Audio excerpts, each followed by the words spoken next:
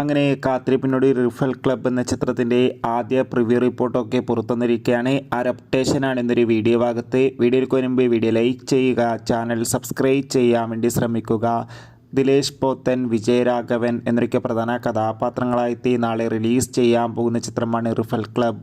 എല്ലാ സിനിമാ പ്രേമികളും ഒരേപോലെയാണ് ചിത്രത്തിൻ്റെ ഓരോ അപ്ഡേഷനും അറിയാൻ വേണ്ടി കാത്തിരുന്നത്. അങ്ങനെ ഫൈനലി ചിത്രത്തിൻ്റെ ഏറ്റവും പ്രധാനപ്പെട്ട പ്രിവ്യൂ റിപ്പോർട്ടൊക്കെ പുറത്തുവന്നിരിക്കുകയാണ്. ചിത്രത്തിൻ്റെ പ്രിവ്യൂ റിപ്പോർട്ടിൽ സൂചിപ്പിക്കുന്ന ചിത്രം ഒരു മികച്ച ആക്ഷൻ ത്രില്ലറാണെന്നും ചിത്രത്തിൽ എല്ലാവരുടെയും നല്ല മികച്ച അഭിനയം തന്നെ കാണാൻ വേണ്ടി സാധിക്കുന്നുണ്ടെന്നും. എന്തായാലും കാത്തിരിക്കാം. ചിത്രത്തിൻ്റെ റിലീസിനായി ചിത്രം നാളെ ആയിരിക്കും എത്തുക. എത്ര പേരാണ് ഈ ചിത്രത്തിൻ്റെ റിലീസിനായി കാത്തിരിക്കുന്നത്? തീർച്ചയായും കമൻറ്റ് ബോക്സിൽ രേഖപ്പെടുത്തൂ.